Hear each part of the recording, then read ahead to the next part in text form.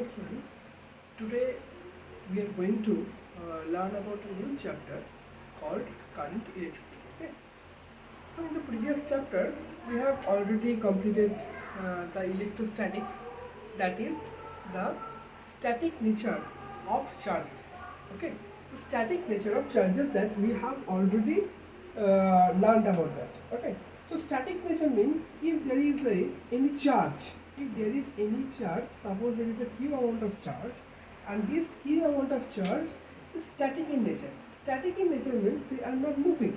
So this q amount of charge will produce a force field around the charges, and this force field, we know that it is the electric field for this q amount of charge. So within this electric field, there are at every point there will be some influence by this charge. Okay, so at every point there will be some influence, so that means this charge will exert some kind of force on every point within this electric field, and for this there will be the potential. There will be a potential. Potential is denoted as U. So potential for this charge, this charge will exert force on every point within this electric field, and so at every point there will be some potential due to this charge, and so there will be a potential energy will be created due to this q amount of charge, that we already have learned about this. Okay, so this is all about that. We know this from our previous chapter. We know this, that for this q amount of charge, this electric field will generate, and at every point within this electric field, what will happen? This charge will exert some kind of force on this point, and by that force, some amount of energy, or you can say some kind of potential, will create here. Okay, that is called electric potential. Okay, so electric potential will create, and obviously electric potential energy also will be stored within this electric field. Now beyond this region, there will be no such effect by this charge. Okay, we all know this. This is the electric field, and we all know this from our previous chapter. Here. Now, what if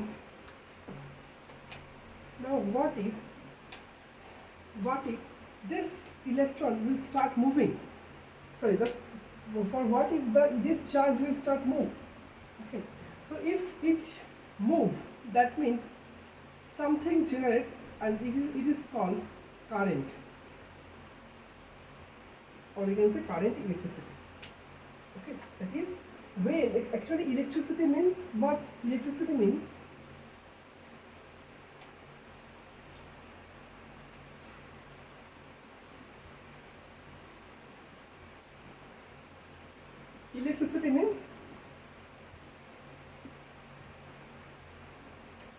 electron का city. Electron का city. That means when the charge moves, that means the electricity is generated.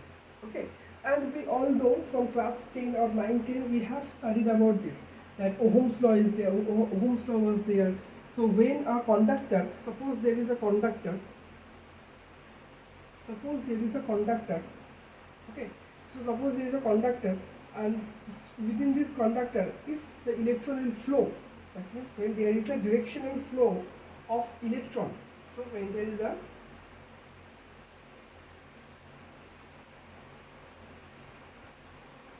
directional flow of electron,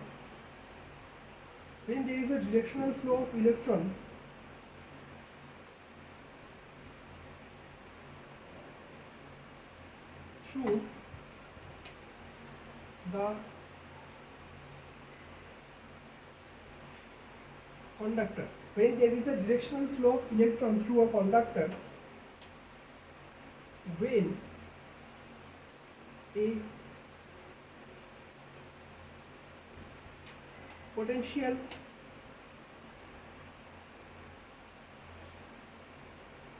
potential difference is maintained at the two end of conductor, at the two end of the conductor, then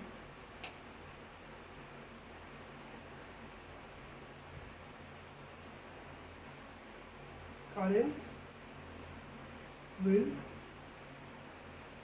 produce. So what happens when, suppose this is the conductor, so at the two end of the conductor, if I connect a battery, and this battery will maintain the potential difference between these two conductors. So what will happen, for this potential difference, the current will flow, that is the electron will flow, and this flow of electron, actually the current will flow opposite to the direction of the electron flow. We all know this from previous classes, that so when there is a potential difference created at the two end of the conductor, then what will happen, this electron will flow, and due to this flow of the electron, what will happen, the current will generate. So if the electron flow in this direction, then current will flow in this direction. Clear? Obviously the polarity will change. This one is negative, this one is positive. So for this, the electron will move in this direction and the current will flow in this direction. Clear? So this is the current will produce. So what? So the directional flow of electron through the conductor, when a potential difference is maintained at the two end of the conductor, then the current will produce. Clear? So this is the way how the current will produce. Here we all know this.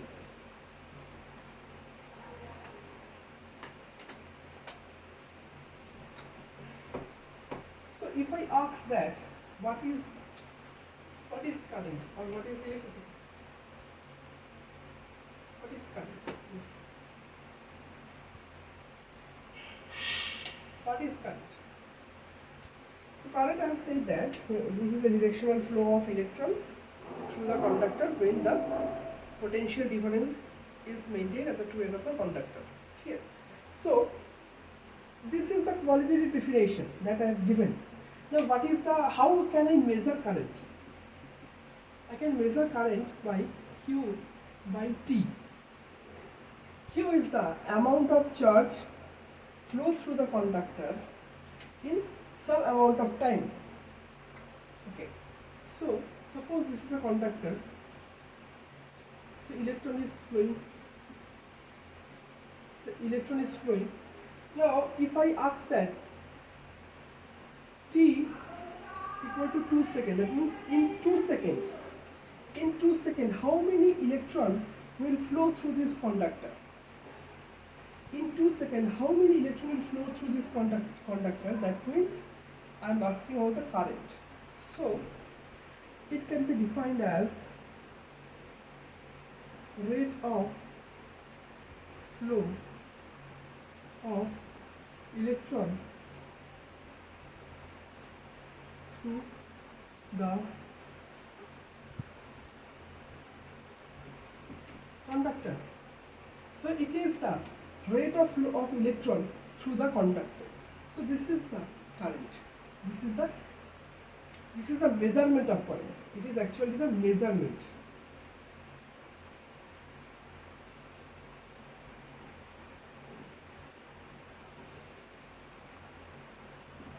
It is actually the measurement of current. Clear? So from this measurement, so this is what? This is actually, this is charge, this is Coulomb,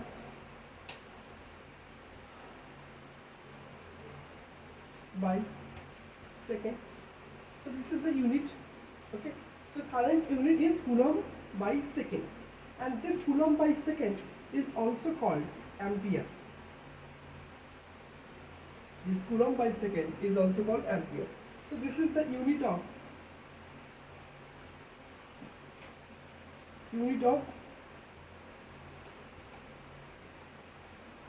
current. Unit of current. And we know that in our physics we have 7 fundamental physical quantities. In our physics we have 7 fundamental physical quantities. And among them, This current is one of the fundamental physical quantity. It is the fundamental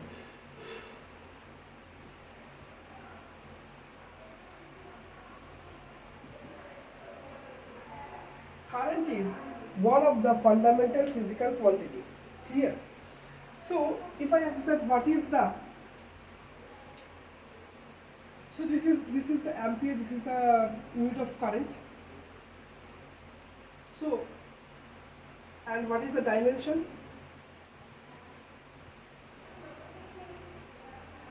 Dimension is written as I.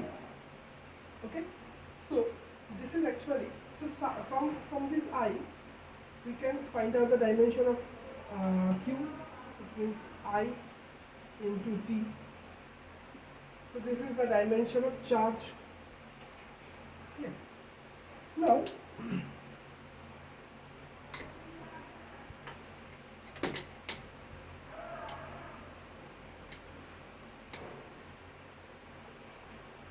suppose if I want to define what is 1 ampere. What is 1 ampere? 1 ampere, it is actually 1 coulomb. 1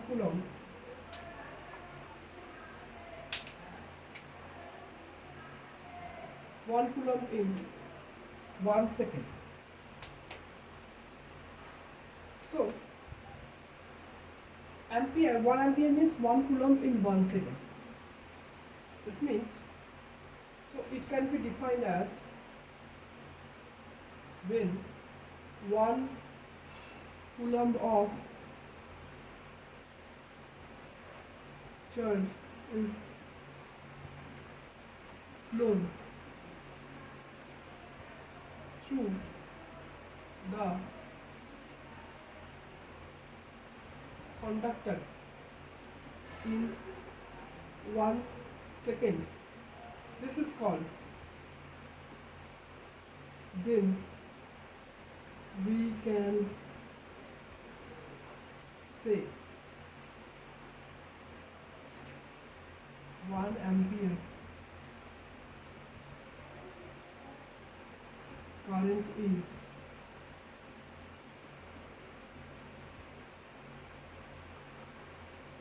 flowing through the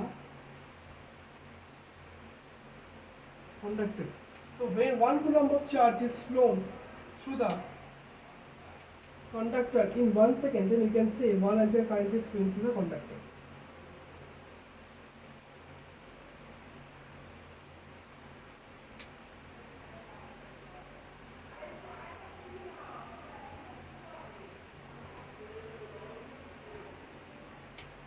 When 1 coulomb of charge has flown through the conductor in 1 second, then you can say 1 ampere current is flowing through the conductor. So this is the definition of 1 ampere. Now, so what I have said, so suppose this is the conductor. So in 1 second, some charges has been passed. That means 1 coulomb of charge has been passed. Now if I ask that, in 1 coulomb of charge, how many number of electrons are there? How many number of electrons are there? The question has already asked in the exam. And in 1 coulomb of charge, how many number of electrons is there? So if I want to derive that number,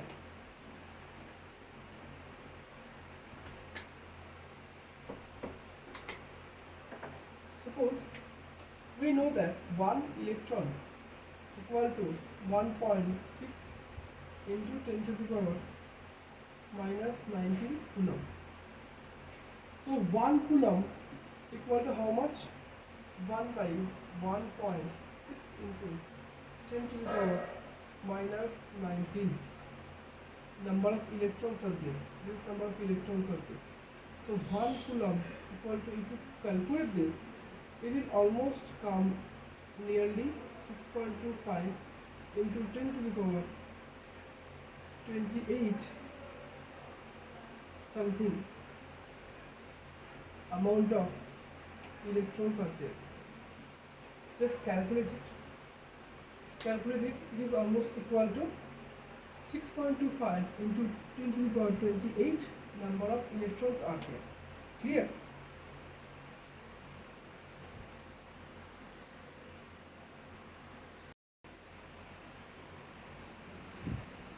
Sorry, one mistake is there. This will be 10 to the power 18. Okay. So this much of electrons are there. So if we calculate this, so in 1 coulomb of charge is equals to almost equal to 6.25 into 10 to the power 18 electrons will be there. So in 1 ampere, so if I say that 1 ampere current is flowing through a conductor, that means this much of electron, that means 6.25 into 10 to the power 18 number of electrons are flowing through the conductor in 1 second. So 1 ampere means this much of electrons are flowing through the conductor in 1 second. So in 1 second, this much of electrons are flowing through the conductor. Okay. So this is one of the rough idea, and you can say what is the unit of current that we have discussed here. Now,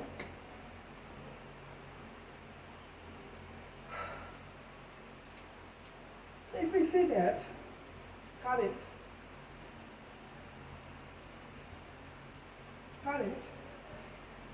it has magnitude,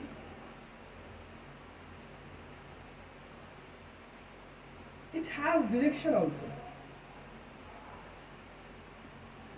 It has direction also. What is the direction? That means from the high potential terminal,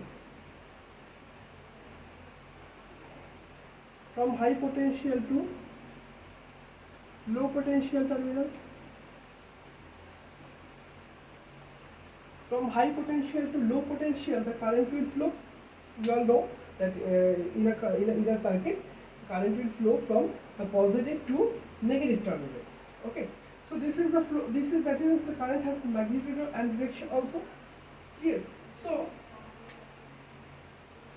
current, we can say that as it has magnitude and direction, so we can say it is a vector. Current is a vector, but no, current is not a vector. Why? So current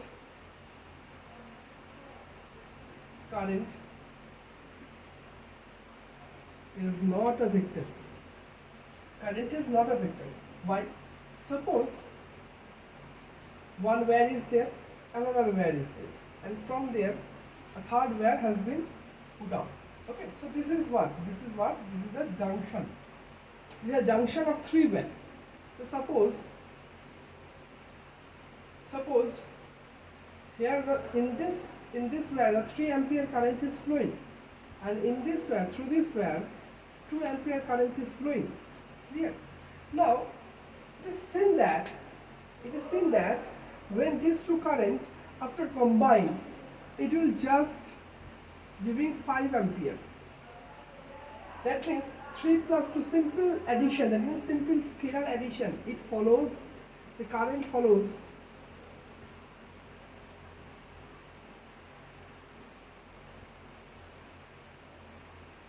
scalar addition, not vector addition. Though it has magnitude and direction, but the current always follows scalar addition, that means not the vector addition. Clear? If this was a vector, then it will not come as 5 ampere. It will come as a vector addition of these two current. Okay, but this vector addition is not taking place in this case. Only the scalar addition is taking place. Scalar addition means only the addition of magnitude, no addition of direction. Clear? So the current follows scalar addition. So we can say, in our context, we can say current is scalar quantity.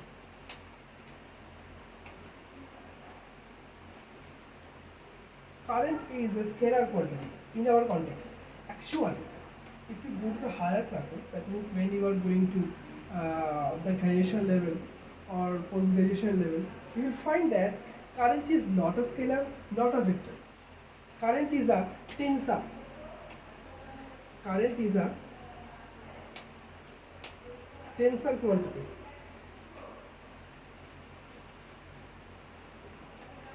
Current is not a vector, not a scalar. It is a tensor quantity. Yeah. But in class 12, we will study current as a scalar quantity. Here.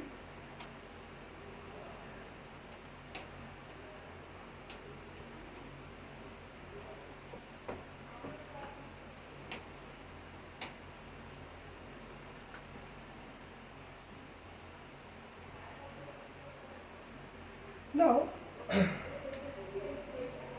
let's talk about what is current density. What is current density? Now, after current density, we will now in class 10 or in class 9, I think, we have already studied about Ohm's law. What Ohm's law says that? What Ohm's law says that the amount of current produced, the amount of current flowing, the amount of, that means, suppose this is a conductor. Suppose this is a conductor. Now, what was the statement? The statement was that temperature and all other physical quantities, that means temperature, pressure, outside magnetic field, electric field. So, keeping temperature and pressure and all other physical quantities remain constant. Keeping temperature, pressure and all other physical quantities remain constant. Okay? Then the amount of current flowing through the conductor, the amount of current flowing through the conductor is directly proportional to the difference between the, is directly proportional to the potential difference at the two terminal of the conductor. So the temperature, pressure and all other physical quantities remain constant. Then the current, the amount of current flowing through the conductor is directly proportional to the potential difference between the two terminals. Okay, so I can say that this current is directly proportional to the change in potential difference here. Now, to omit the proportionality sign, what I have to do? I have to bring a constant, that means 1 by r. Okay, this 1 by r, this 1 by r, what is called? 1 by r is called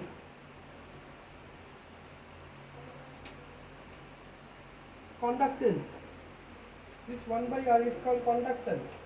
Okay, so from there we have found the relation that potential difference is equals to I into r, and r is the resistance. Here, so this formula, that means this formula, or you can say this formula, we will derive this formula. This is the Ohm's law. This is the Ohm's law. So today we will derive the Ohm's law. Okay.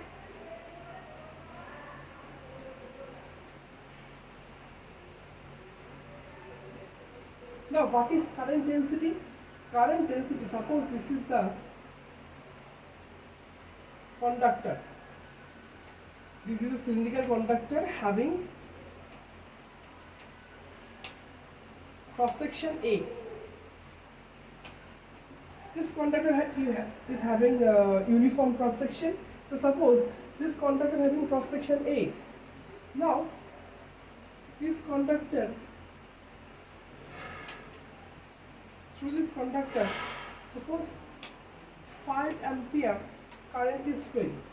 So through this conductor 5 ampere current is flowing and it has cross section A. Right.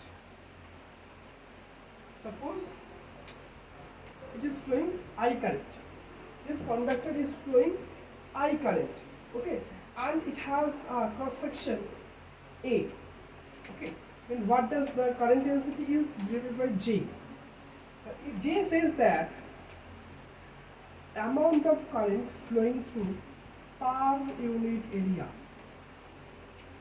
So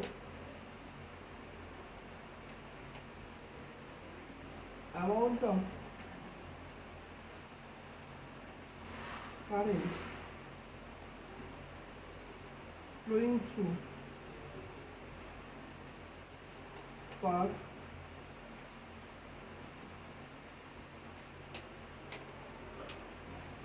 amount of current flowing through per unit area.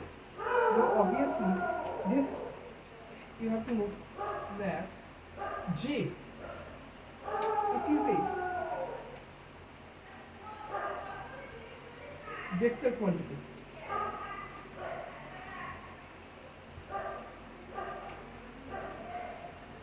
In our previous class, that means in electrostatics, when we are studying Gauss law, there we have found that area is also a vector quantity.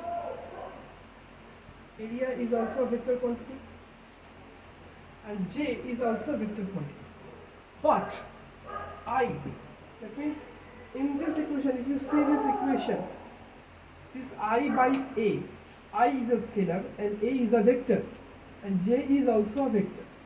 So can I write that I, since it is a vector, I is a scalar quantity, that means current is a scalar quantity, I can say that J into A, that means J and A are in product. From this equation I can write I equal to J into A. Now since I is a vector, scalar quantity, what can I say? That it is a vector product, that means dot product. So can I write I equal to J dot A? I is a scalar quantity. Area is a vector quantity, J is a vector quantity. That I have defined. The J is a vector quantity. That means current density. Current density, that means amount of current flowing through per unit area.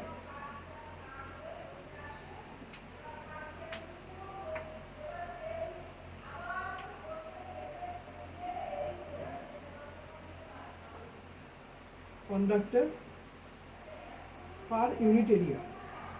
Okay. So amount of current flowing through the conductor per unit area. Now, so J equal to I by A. Now I equal to J into A. Now what kind of product? It means J dot A. That means scalar product. We have to do the scalar product of J and A. Then we will find out the current. Here. So now what is the significance of J? Suppose the wire, it doesn't have the uniform cross section. Suppose the wire is like this. So at this region the cross section is something different. At this region the cross section is different. At this region the cross section is different. This is A1, A2, A3. Okay. So now through this conductor, same amount of current will flow. Through this conductor, suppose I say that this I amount of current will flow through this conductor. So what will happen? The current density will be less here. Current density will be more here. Current density will be moderate here. Here.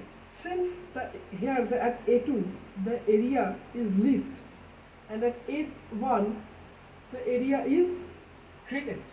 So here the current density will be least and here the current density will be the greatest.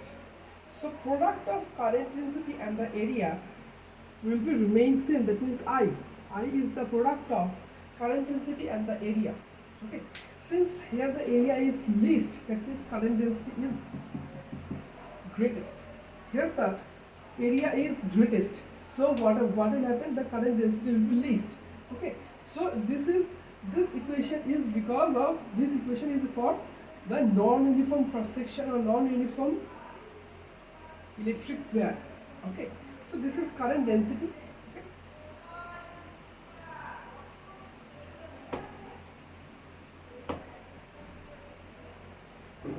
Now, what we will do,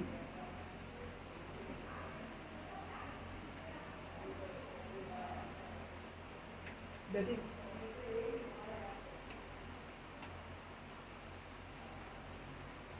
mechanism of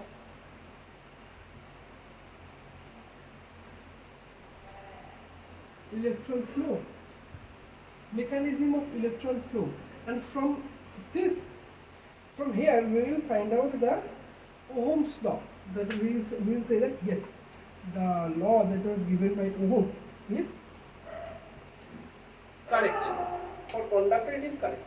Now till now I have said that conductor, in Ohm's law also it is said that conductor, it is mentioned that it is in conductor.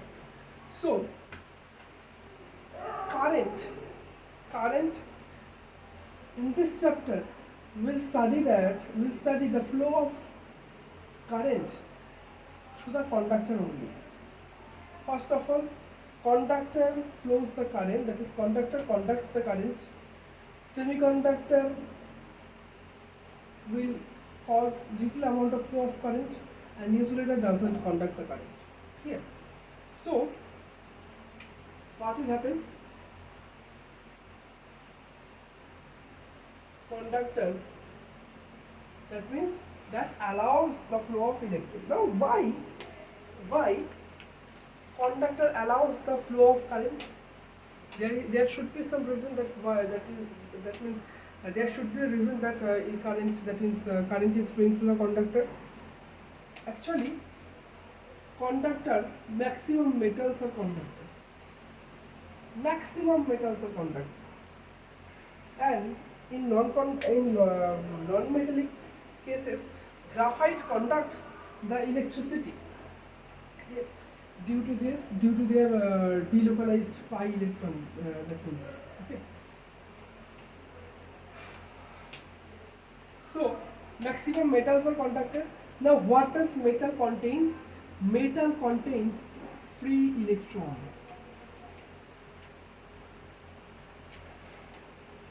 Metal contains many free electrons.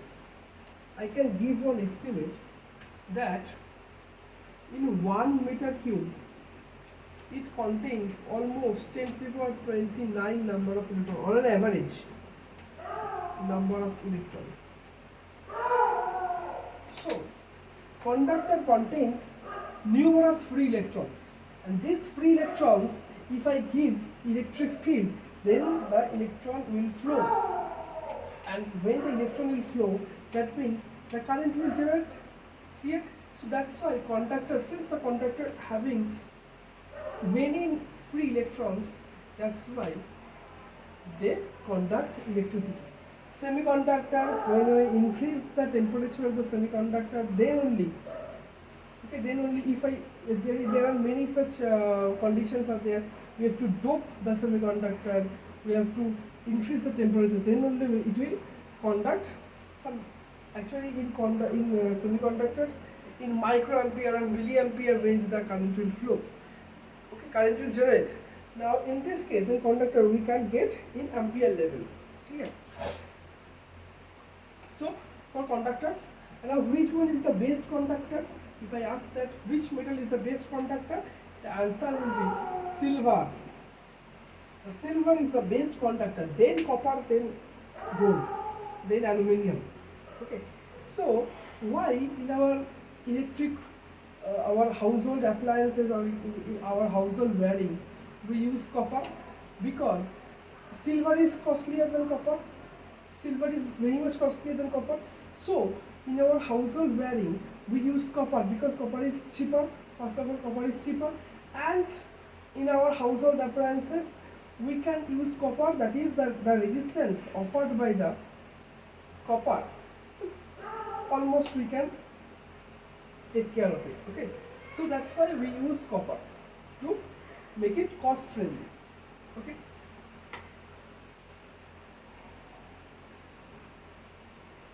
Now the mechanism of electron flow.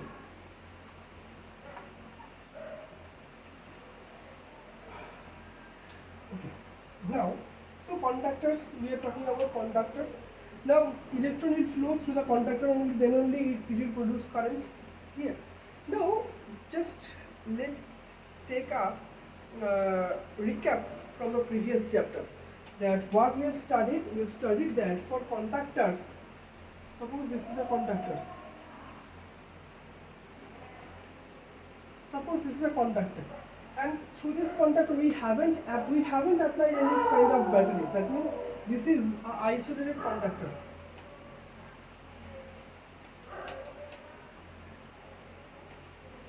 Isolated. This one is the isolated conductors. That means we haven't put any battery. Suppose I am taking suppose this one is the conductor. Suppose this is the copper conductor. Suppose this is a copper wire.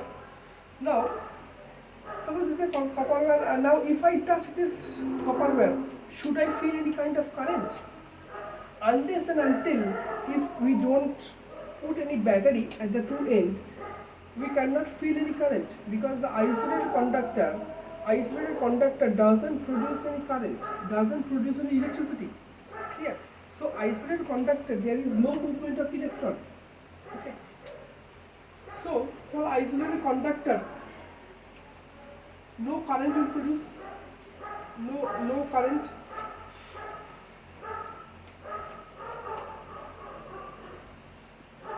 No current will produce for isolated conductor. Why? Suppose I have given an external electric field. I have put an external electric field. Now what will happen? Due to this external electric field, numerous electrons are there inside the conductor. What they will cause? They will cause accumulation of negative charge at this face and the positive charge at this face due to this external electric field. So we have put the conductor inside an external electric field. What they will cause? They will cause the accumulation of negative charge here, because electron will move opposite to the electric field applied. So what will happen? The electron will move in this direction and positivity will be created at this face. So what will happen? And internal electric field will induced, and this is called induced electric field. Induced electric field. Okay. Now this mechanism, that means if just I am putting the conductor in an external electric field, at the simultaneously, that means at the same time, it will produce an induced electric field. And this induced electric field and external electric field will be opposite in direction. This external electric field will be opposite in direction to the induced one. Okay. So what will happen? This E net equals to 0. And we have already studied that. We have studied that inside a conductor, the electric field is always 0. And the potential difference or potential is constant through inside the conductor, but electric field inside the conductor is 0. So this is the reason why inside a conductor the electric field is 0. Why? Because if I put any external electric field, then what will happen? The electron will accumulate in this phase and the positivity will be created at this phase. So an induced electric field will electric field will induced inside the conductor. So the net electric field will be cancelled out and becoming 0. Here. So it is obviously, if there was a net electric field, then the electron will flow, and when the electron will flow, we will feel a current. So if I touch a copper wire, we will feel a current. So this is because of this reason we don't feel any current if I touch a isolated copper wire. Here. So isolated copper wire doesn't contain any kind of net electric field, so the net current is also 0. Okay. Now I have said that there is no motion of electron. I have said that for an isolated conductor there is no motion of electron. that I have said. But it is not absolutely correct. It is not absolutely correct, because in isolated conductor also there is a motion of electron, obviously. Why?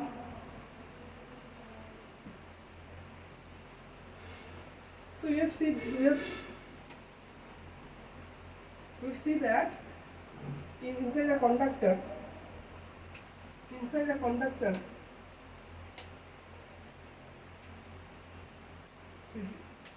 to draw it big.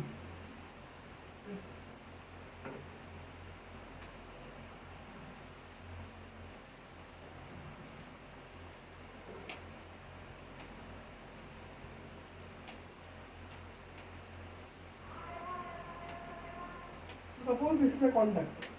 Clear? Now inside a conductor, atoms are there.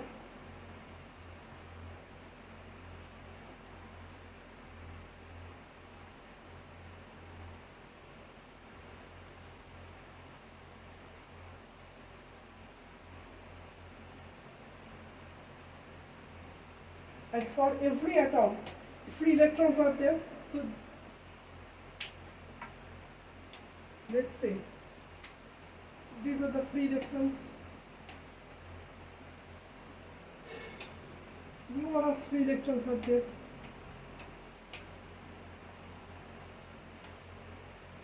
Now we know that electrons are subatomic particles.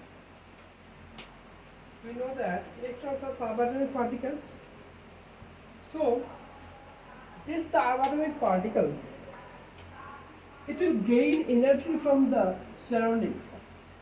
These subatomic particles, now I am talking about the classical theory of mechanism of electron flow. Clear? So in classical theory, we don't talk about any quantum level things. Clear? So these are the subatomic particles, and these subatomic particles, it will capture the surrounding heat or surrounding energy, and they will capture the surrounding energy, and what will happen? They will cause thermal motion. And what is thermal motion? Thermal motion means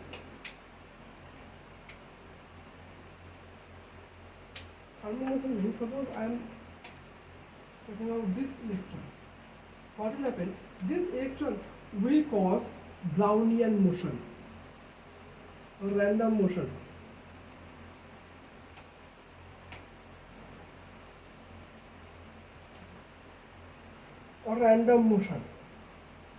Random motion of electrons inside isolated conductor. And why?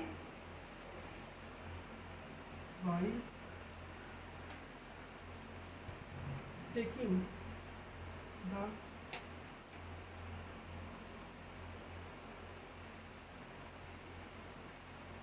surrounding heat. By taking the surrounding heat, Brownian motion of electrons inside the isolated conductor. Brownian motion. And this Brownian motion of electron inside the conductor, it is called electron gas. So electron will move like a gas molecules. Here. So what will happen? They will move in a haphazard way.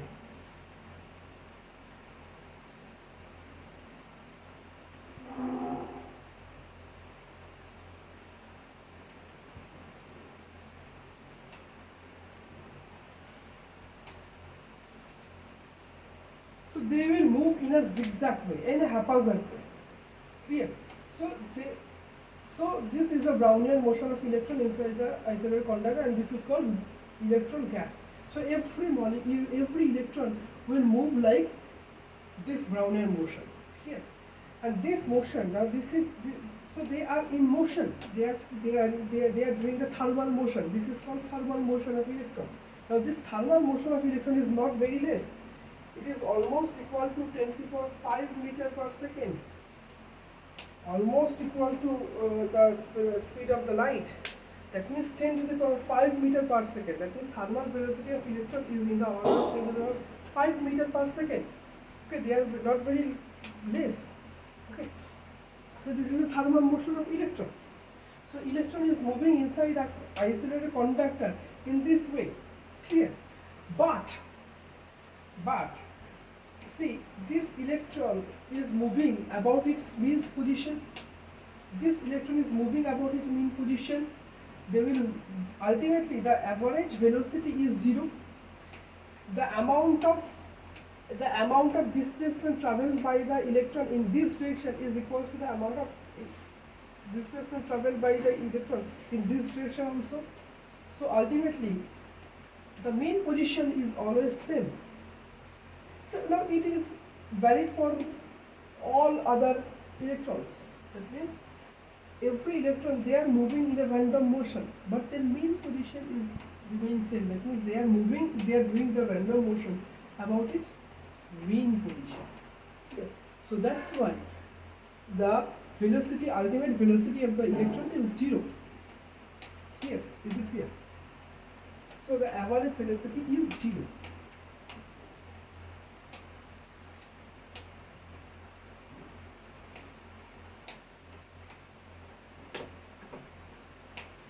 So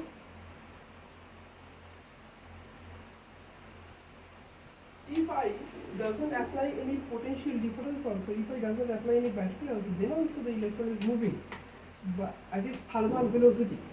Thermal speed, not velocity, thermal speed, because they doesn't have any particular direction. So they are moving in a thermal speed. Okay, but there is no current flow. Clear? Now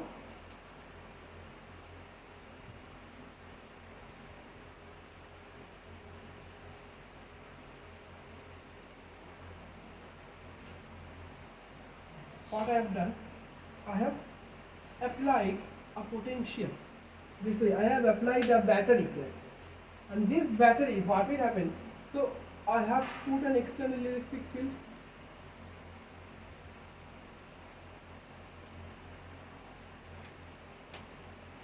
I have put an external electric field, and this for this external electric field. For this external electric field, what will happen? The electron will accumulate here, and the positive charge will accumulate here. Now, so there is an induced electric field. Now, what will happen? The battery now the battery will come into play. Now, this battery, what they will do? Since this is the positive current of the battery and this is the negative current of the battery, this electron are attracted by this terminal, and this positive charge also attracted by this negative terminal. So all these electrons will come, and all this positive charge will come, and this region is again empty. This is again empty. So induced electric field is becoming 0. Okay, so induced electric field is becoming 0. So the net electric field is equal to the external electric field that we applied. So electric field, net electric field equal to the external electric field that we have applied. Okay. Now we have electrons. We have electrons inside the conductor, and this electron, on this electron, some electric field is exerting some force on this electron. So what will happen? For this electric field, external electric field, this electron will feel some kind of force. And what is that force? That force is called minus E into E. That force is called minus E into E. That means this amount of force is exerted on this charge, on this electron, on this electron. Okay. So now we know that force equal to mass into acceleration equal to minus E. That means therefore A equal to minus E by M. This we can write, put it equation number 1. Put it equation number 1. Okay. Now see.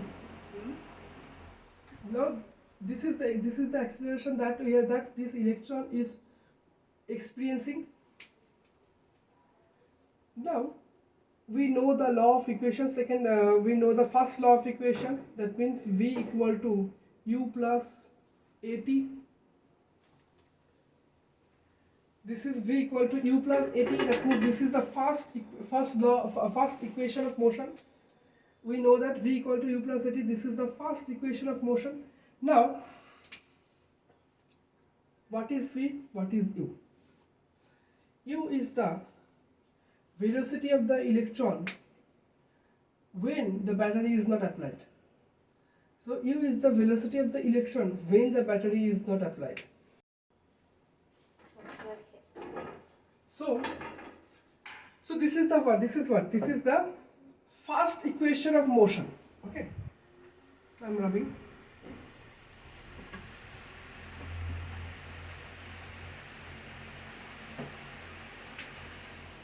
Now we have many electrons. Okay. So one important thing that I have forgot to define, that is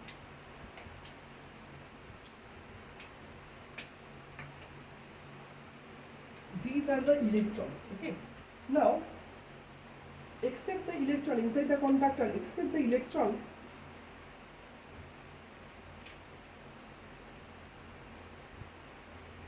positive charges are also there. Nucleus, positive nucleus is also there. That means what? Suppose this is the nucleus and electrons are there, orbits are there. This is the valence orbit. Suppose I am drawing the diagram of lithium. That means in lithium the outermost electron is free electron. Now, except this free electron, there is a positive charge atom is also there. That means this is Li plus. This is called what? This is called kernel. And this kernel will not move. They will be fixed at its position. So this is called kernel. Clear?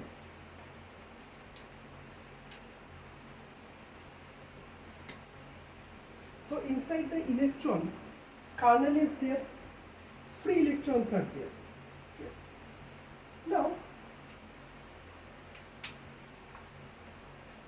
as the electron moves, so this electron is experiencing some external electric field, and that external electric field will cause the electron to move.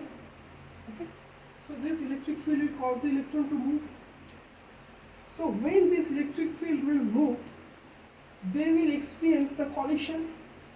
That means suppose this is the conductor, these are the kernels.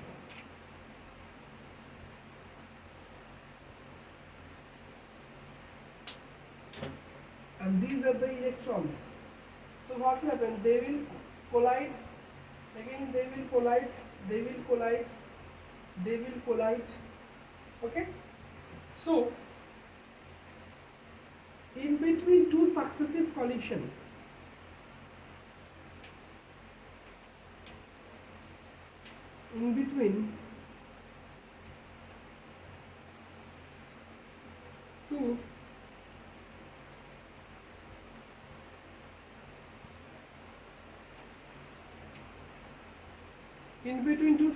collisions, in between two successive collisions,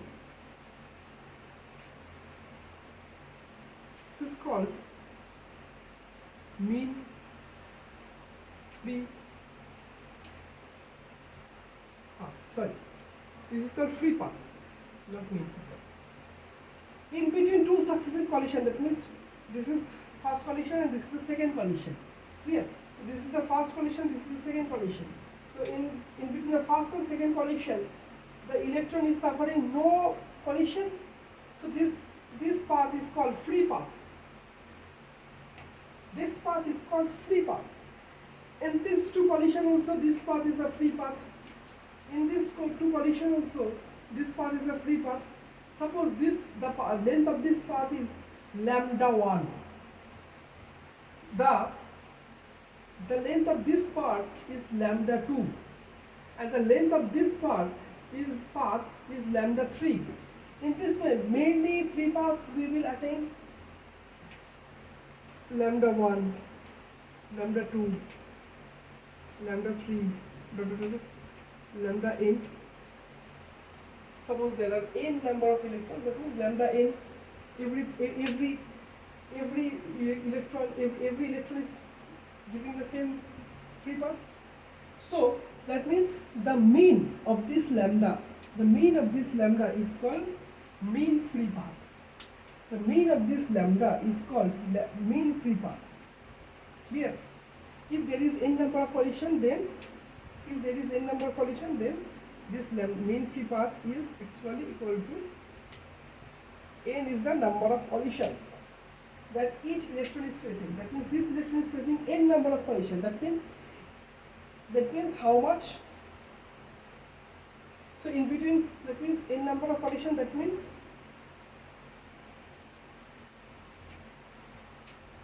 yes. So that means n plus 1 number of collisions is there. In between two collisions, there is one free path.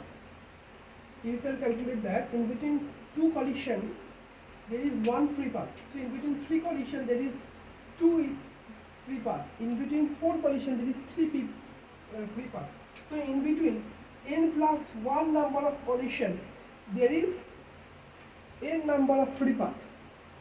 In between n plus 1 number of electrons there is n free path.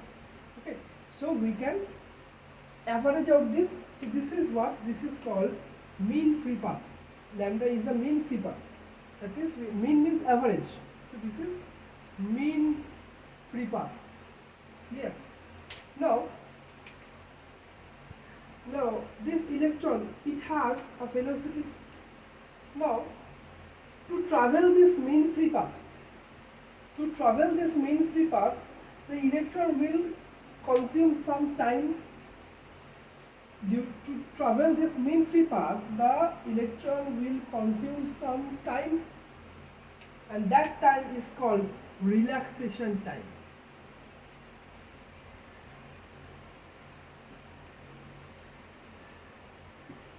So, what is relaxation time?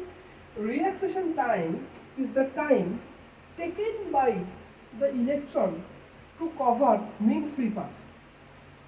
Relaxation time is the amount of time taken by the electron to cover mean free path. That is relaxation time. Here, so we have studied two terminology. One is mean free path, another one is relaxation time. And we use this concept to calculate this mechanism of electron flow, because electron will suffer collision. And when there is a collision, we have to bring the concept of mean free path and relaxation time. Clear? So now, suppose I am considering this electron. Suppose I am considering this electron flow. First, numbering it as first. This is the first electron flow I am considering. Now, this electron will flow, and if it collide with this electron also, electron collision may also take place. Electron and kernel collision, KERNEL, kernel. That means this kernel.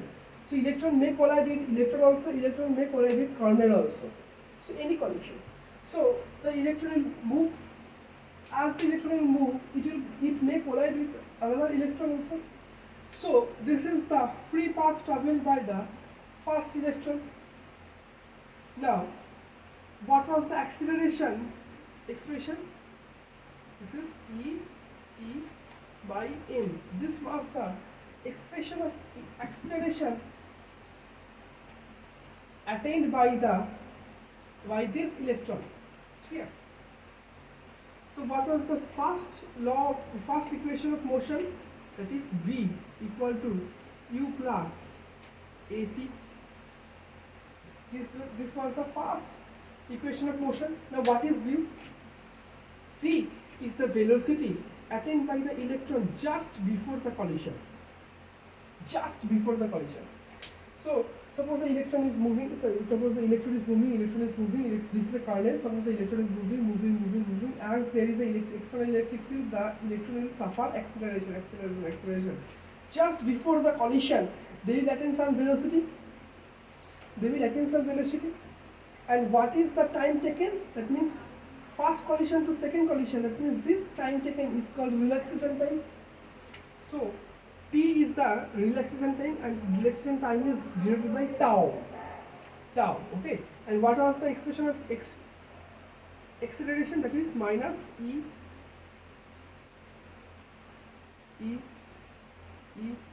by m. This is the acceleration time plus u. What is u? U is the initial velocity, that means when the battery was not attached.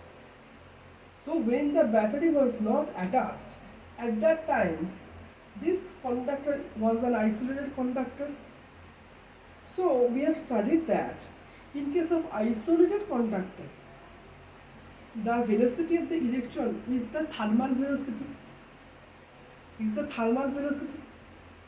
So this is the U is the thermal velocity of the first electron equal to V, that is final velocity just before the collision, is the final velocity of the first electron. In this way, we will calculate V2 also equal to U2 plus, that is, this will become minus E by m into tau. This way, V3 also equal to U3 minus E by m into tau. So if I add all these things, that means V1 plus V2 plus V3, if there are n electrons, capital N electrons,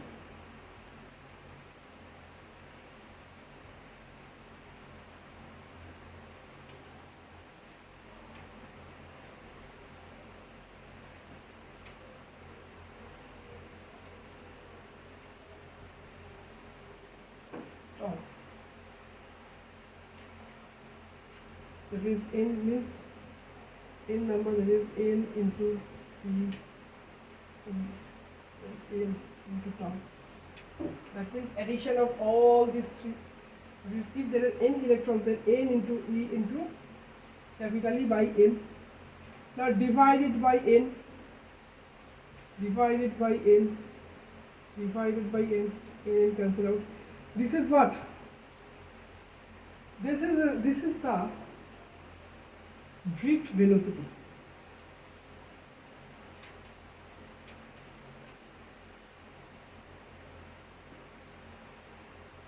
Drift velocity.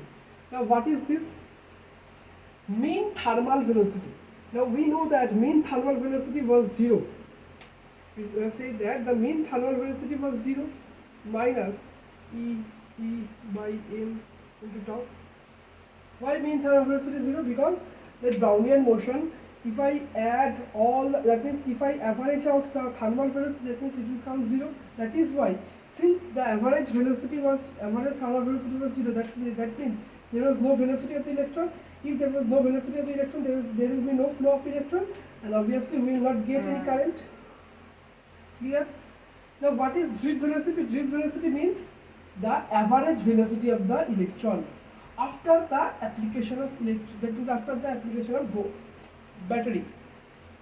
So the electron will move, okay, and this drift velocity, so Vd is equals to minus E by m into tau. This is the expression of drift velocity. Put it as number 2. Drift velocity. This is the expression of drift velocity in terms of relaxation number. Now this relaxation number is depends on the materiality of the conductor. Electric field is the external electric field. Now see, drift velocity, I've said that this is a mean velocity. Now it depends on the electric field, and it depends on, this is actually, this was the acceleration, E by m. This was the expression of acceleration due to the electric field. This is the expression of acceleration due to the electric field. Now we know that in a conductor, suppose I am passing 5 ampere current. 5 ampere current means some amount of electron is flowing through per unit area, and this number is constant. Okay, that means suppose 10 number of electron is flowing through per unit area. 10 number of electron is flowing through per unit area. Sorry, per unit per second. That means, sorry. If I say that 10 electrons is flowing per second, that means that is current, and in a conductor the amount of current is constant. The amount of current is constant.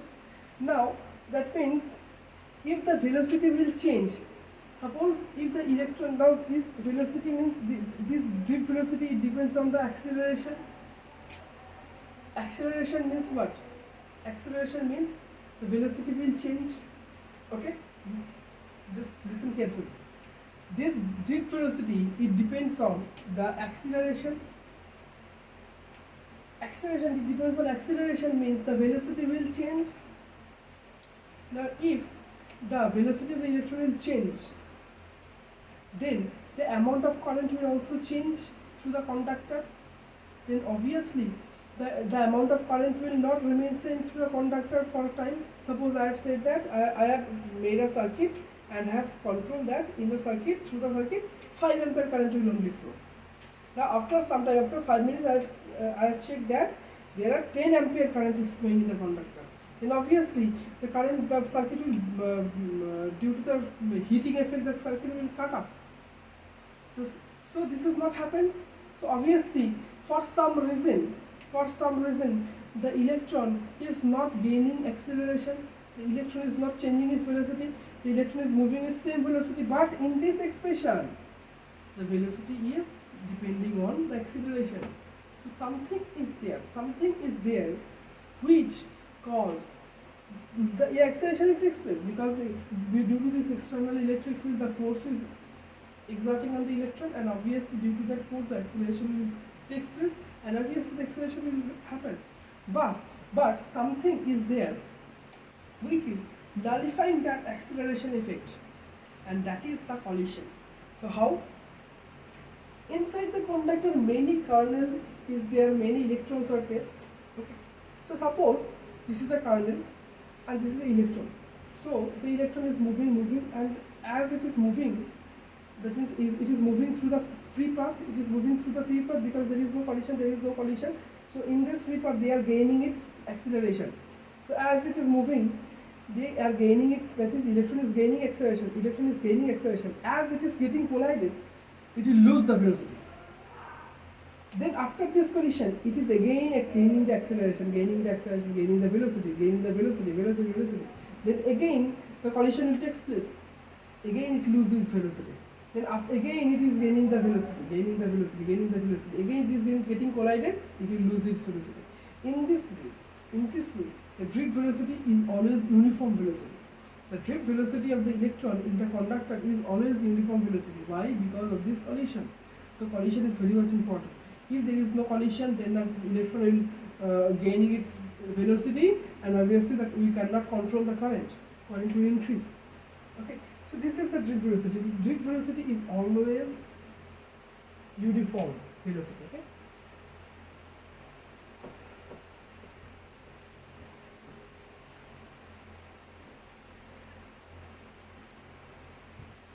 Now, the most important thing, that is the derivation of Ohm's law. Suppose this is the conductor.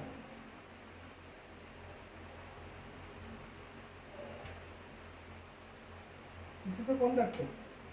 Okay. Now in this conductor, I am taking two surfaces, imaginary surfaces.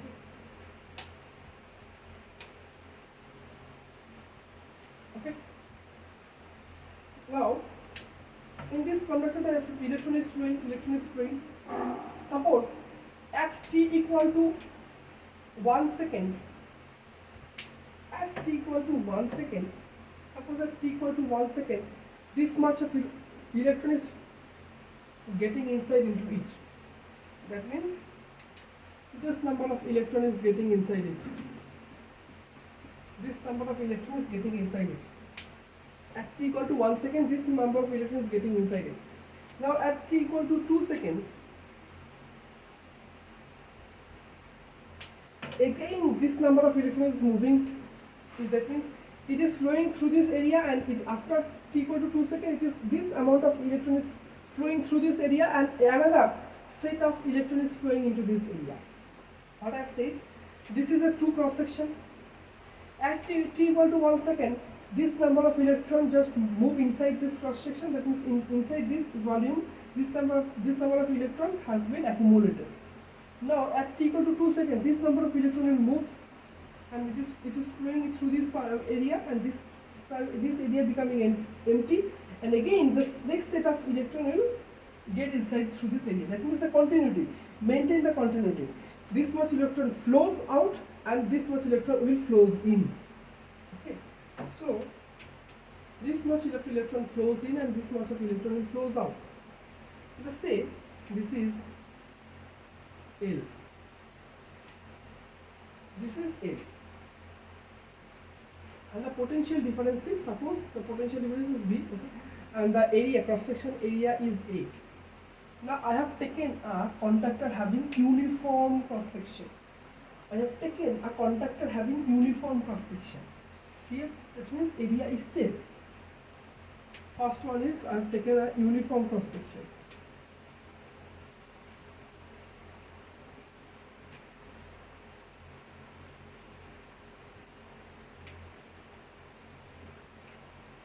Uniform cross section. I have taken a uniform cross section, and the length between these two area is cross section area is L. Okay. Now if L is the number density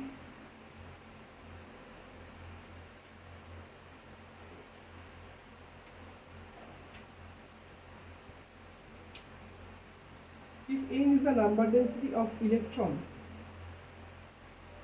if n is the number density of electron, then we know that I equal to amount of charge by time, amount of charge by time. Here Q equal to amount